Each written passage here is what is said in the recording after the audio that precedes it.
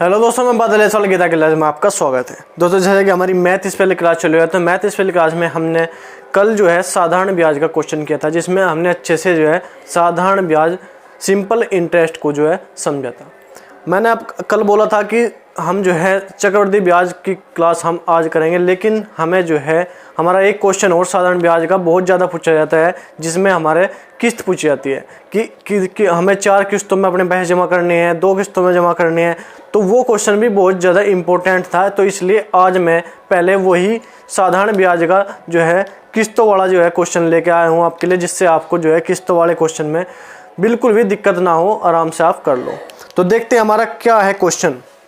हमारा साधारण ब्याज के किस्तों वाले प्रश्न है। क्वेश्चन हमारे 6450 रुपये के एक ऋण को 4 बराबर वार्षिक किस्तों में चुकाना है। 4 बराबर वार्षिक किस्तों में चुकाना है, जिसमें 5% दर से ब्याज शामिल है, ब्याज भी उसमें शामिल है। बताओ प्रत्येक किस्त कितने रुपए की होगी, प्रत्येक किस्त कितने रुपए की होगी। जो ये हमें दिया गया है, जो ये अमाउंट हमें दिया गया है, इसमें ब्याज भी शामिल है। इसमें इन्होंने बताया कि इस ऋण में 5% ब्याज दर से ब्याज शामिल है। तो मतलब ये हमारा जो हमें टोटल पैसे हमें जो है देने हैं, जो टोटल पैसे हमें लौटाने हैं, वो ये है 6450 रुपये। ये जो है हमारा जो हमने धन लिया है वो नहीं है, इसमें जो है 5% दर से ब्याज शामिल है, ये हमें बोला गया है। तो ऐसे क्वेश्चन में करना हमें क्या है, तो ये सिंपल सी बात है। एक बार देखो आप, 4 बराबर किस्तों में देना, 5% वार्षिक दर से है। अगर ऐसे क्वेश्चन में हमें जो है सबसे पहले किस्त माननी, पहली किस्त हमने मान ली कि हमारी 100 रुपये है। 100 रुपये हमने पहली किस्त माननी, हमें 100 रुपये है। इसमें क्या है, पहली किस्त है 4। अगर 4 किस्तों में जमा करना तो हमें जो है स्टार्टिंग करनी है तीसरे साल से। 4 से अगर 4 किस्तों में जमा करना तो तीसरे साल से स्टार्टिंग करनी। 3 किस्तों में जमा करना तो दूसरे वर्ष से स्टार्टिंग करनी। 5 मतलब जितने भी किस्त जमा करनी है, जितनी बराबर किस्तों में जमा करना, उससे एक कम हमें जो है वर्ष लेने हैं। तो 4 बराबर किस्तों में करना तो हमें वर्ष लेंगे 3। तो 3 गुणा दर हमारी कितनी है, 5%। तो ये हो गया हमारा जो है पहली किस्त, प्लस उसमें जो है 3 साल की और 5% वार्षिक ब्याज भी उसमें शामिल हो गया। 3 पंजे 15। जो मैंने आपको बताया था कि साधारण ब्याज के लिए क्या करना, हमें मूलधन को दर गुणा समय। तो दर गुणा समय, दर हमारी 5%, समय हमारा 3 वर्ष। जितनी किस्त है उससे एक कम जो है हमें किस्त लेना। कितना हो गया, 3 पंजे 15, 115। ठीक है। उसके बाद दूसरी किस्त भी हमारी 100 रुपये की है, प्लस इससे अगला साल तीसरे साल की थी, तो उससे अगला 2 साल, 2 गुणा 5 बराबर 110। तीसरी किस्त 100 रुपये प्लस 1 गुणा 5 बराबर कितना, 105। चौथी किस्त 100 रुपये प्लस 0 गुणा 5 बराबर 100 रुपये। तो ये हमारी होगी किस्त कितनी, 400। और ये हो गया हमारा जो है मिश्र धन या जो हमें लौटाना है, जो हमें कुल धन लौटाना है ब्याज सहित। मूलधन भी, इसमें मूलधन भी है और ब्याज भी है।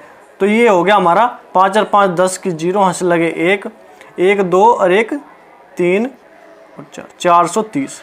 ये होगी हमारी किस्त और ये होगा हमारा मिश्र धन जो हमें लौटाना है।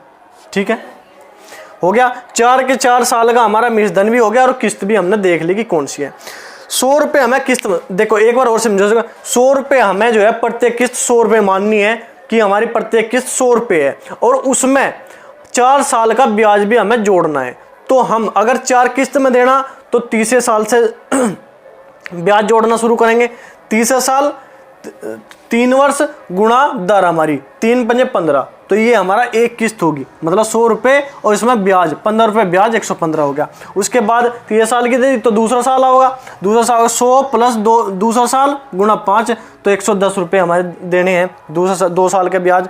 उसके बाद जो हमारा तीसरे साल में, तो हमें तीसरे साल में एक ही साल का ब्याज देना, तो 100 प्लस 1 गुणा 5 105 रुपये देने।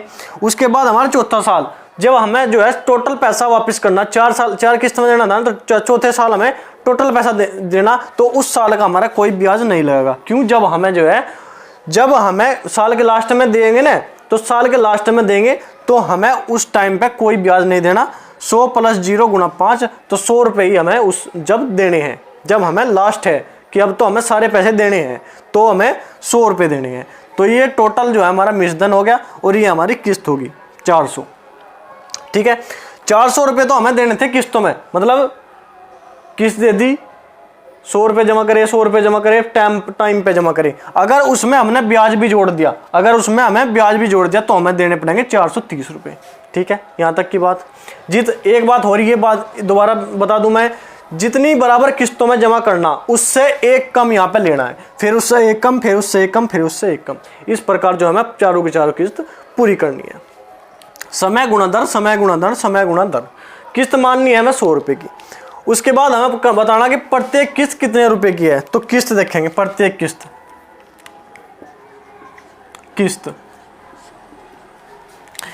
कि हमारा जो है, कल भी हमने बताया था कि जो दिया गया है उसके नीचे वही लिखना, और जिससे जो हमें निकालना है उससे करनी गुणा। तो हमारे पास मिश्रधन है, जो टोटल धन है वो मिश्रधन हमारे पास है कितना, 6450, और हमने कितना निकाला, ये मिश्रधन कितना निकाला हमने, 430। अगर हमें टोटल चारों किस्त निकालनी होती है तो गुणा करते 4 से, लेकिन हमें निकालनी प्रत्येक किस्त, मतलब एक किस्त हमने कितने की माननी थी, 100 की, तो गुणा करेंगे 100 से, तो गुणा 100।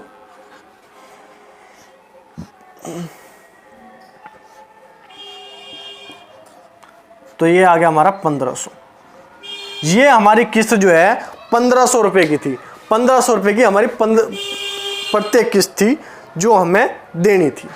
हमने प्रत्येक किस्त कितने रुपए की है, तो हमारी 1500 रुपए की है। ये बात हमको ऐसे क्वेश्चन में जो है बहुत ज़्यादा आजकल जो है किस्तों वाले क्वेश्चन पूछे जाने हैं, साधारण ब्याज में भी और चक्रवृद्धि ब्याज में भी ऐसे क्वेश्चन पूछे जाने लगे हैं। तो बिल्कुल सिंपल सी बात है, मैंने आपको बताया, समझने वाली बात यही है बस कि 4 बराबर किस्तों में देंगे तो 3 से शुरू करेंगे, 3 वर्ष, फिर 2 वर्ष, फिर 1 वर्ष, फिर 0 वर्ष, ऐसा। अगर वह 3 बराबर किस्तों में कहता है तो 2 से शुरू करते हैं, 2 वर्ष, 1 वर्ष, 0 वर्ष, और जो हमारी दर है उसमें गुणा करते रहेंगे। क्यों? ये हमारा ब्याज है, समय गुणा दर, समय गुणा दर। 100 रुपये किस्त है और ये हमारा ब्याज है, ये जुड़ के हमारा जो है पूरा जो हमें देना है वो आ जाएगा मिश्रधन, मतलब जो हमें टोटल देना है। 4 साल का मिश्रधन होगा, 4 साल की किस्त होगी। हमें निकालना एक किस्त, हमें एक किस्त हमने 100 माननी थी, तो जो हमें मिश्रधन दिया, मिश्रधन के नीचे मिश्रधन रखेंगे और एक किस्त निकालनी तो गुणा करेंगे 100 से, 1500 रुपये हमारी किस्त आ जाएगी। तो ठीक है, मुझे विश्वास है कि आपको जो है अच्छे से समझ में भी आया होगा। ये किस्त वाले क्वेश्चन जो है आपको अच्छे से समझ आ गए होंगे, तो आप इसे नोट करो। अगर वीडियो आपको अच्छी लगे, समझाने का तरीका आपको अच्छा लगा तो इसे लाइक किया करो, चैनल सब्सक्राइब करो और अपने दोस्तों को भी शेयर करो। तो ठीक है, आज के लिए इतना ही। धन्यवाद। जय हिंद।